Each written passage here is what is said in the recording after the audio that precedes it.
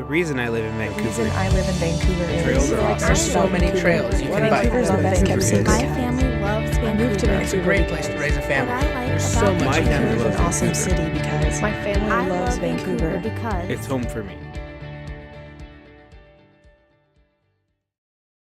There was a moment when I was building an acoustic guitar.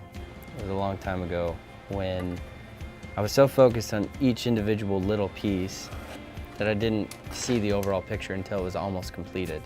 And I was able to step back and look at it and just realize that I created, just out of little scrap pieces of wood that weren't designed to be an acoustic guitar necessarily. It could have been furniture, it could have been anything, but I took these little pieces of wood and created a musical instrument, something that people were gonna create music on. So I created something for people to create stuff on. It was kind of just, I sat there and I stared at it probably for about a half an hour and was just blown away that I was able to create this. It was definitely a moment where I was just kind of in awe and just like, I can't believe I did that. And this is what I want to do for the rest of my life. My name is Casey Marvin and I live in Vancouver, Washington. I think music is definitely that outlet for people and adds so much to their lives and the people around them as well. You know, it's one of those things that it doesn't just affect you, it affects the people around you. You have the ability to bring joy and happiness and deep thought or no thought, you know, to the people around you. It's definitely a life-changing thing, absolutely. I'm Patrick Tetreault. I'm a musician, recording engineer, and producer. I'm from Vancouver, Washington. Music is energy. Literally, it's energy coming from a human being, transferring through a musical instrument or your body, and is delivering an emotion or an experience to another human being. There's very few things on the planet that could ever recreate that. My name is Marcus Young, and I'm from Vancouver, Washington. So I'm the only musician in my family. I was about 10 years old and we got an old classical guitar from somewhere. And I just picked it up, started taking lessons for a short bit and hated it. But I still wanted to play in a band. So I learned a couple power chords and started a band, and me and my buddy Gregory, we kind of just taught each other how to play and kept snowballing from there. I started at an early age, around 4th grade. We had the opportunity to choose band or strings, and so I chose strings. So I played the violin up through high school. I just think that from the minute I started playing music, that's all I could think about. I don't know why, it just is something that I just had to do.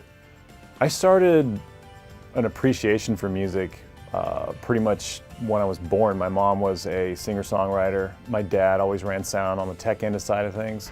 Started writing music in my 20s.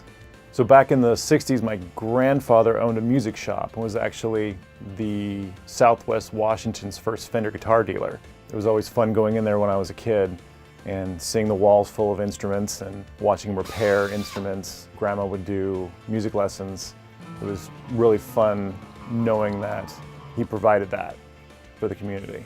The reason I'm still building guitars and still doing this as a company, I mean, it's, you know, you think of different career choices and different avenues you could take, and really this is everything that I would want in a career. It's got my passions, my love. I love music. I'm surrounded by it. I love guitars. I'm surrounded by it. And I love woodworking. I'm surrounded by it. You know, I love creating things with my hands, and so it's everything that you could ever want. I mean, it's got its trials and its frustrations and stresses and stuff, just as any other company, but I don't think I'd have it any other way. So I initially had a recording studio about 2.5 miles from downtown on East 18th Street. It was built in 1968 and it had a lot of history. It was called Ripcord Studios. And I owned that and operated that for about 8 years. And I loved it, I still love it, and I still work there. I sold it to some friends of mine, but I wanted to be closer to downtown where people could come in and record and then go walk around downtown, walk down to the river or to the park, eat great food and drink at great bars, and just be in the hustle and bustle of Vancouver. I just feel like that adds to people's headspace and just sort of the creativity to be able to walk to all those things and take part of what's going on in Vancouver, as well as record their music and write their songs. So my brother and I own Sinden Corporation here in Vancouver, Washington. One of the biggest products that we make is actually for pipe organs, and we ship those all over the world. So we've done all kinds of different sub-assemblies, from electric guitar parts to the first electronic drums built back in the 70s. Mostly everything that we manufacture has always come back to music. My brother and I started here in the late 90s. Pretty much built the shop up by expanding on the few things that were being built for the pipe organ. And since then have grown then to a couple employees up to 14 employees. Well, along with the other things that we make, we own Allegra drums. Allegra's been around for a little over 20 years now and has been pretty much a mainstay in the boutique drum world nationally, but has a big presence in the Portland, Vancouver area. And we have a lot of local musicians currently playing Allegra drums. It's really fun to go around town and see constantly all the different venues to see instruments that you've built. I used to work for a high-end cabinet maker, and he always would talk about the stuff that he would do no one else would do. He took a lot of pride in that. If you could pick up a guitar and feel the quality and just know that it wasn't just thrown out of a factory that they're doing 600-700 guitars a day, but really took the time and the energy, and they put the love and the care into it.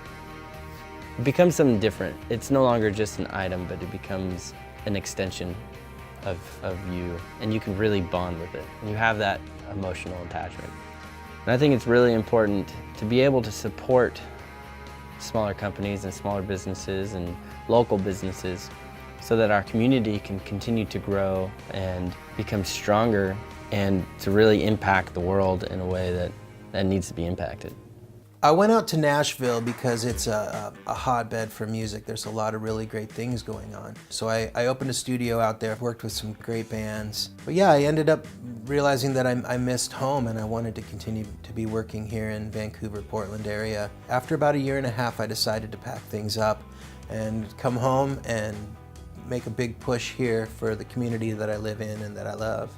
When I was younger, my parents were heavily involved in worship and church music. And so Mom did a lot of songwriting, and I learned what it was like to be immersed, I guess, in an environment where music was front and center. It was every Sunday you had to have it. The challenges lately about building guitars isn't really about the building side of it, but as we grow as a company, it's become challenging to figure out processes to be more manufacturing without taking the craft and the art out of it. My main focus is to try and put out as much good art as possible, whether that's developing new artists or working on my own music, just being a part of anything I can that continues to put good, solid art out in front of people. For people who say that there's not really an artistic music scene here in Vancouver, I mean, some of the biggest companies, 64 Audio, Allegra Drums, Veritas Guitars, were all birthed here in Vancouver.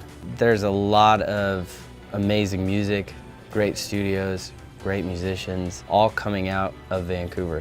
I was born here in Vancouver, and to watch something like Esther Short Park go through a massive upgrade and to see all the music that's played there regularly all summer long is really exciting. It's really great to see how front and center it is to have live music in the parks. There's definitely a music scene in Vancouver.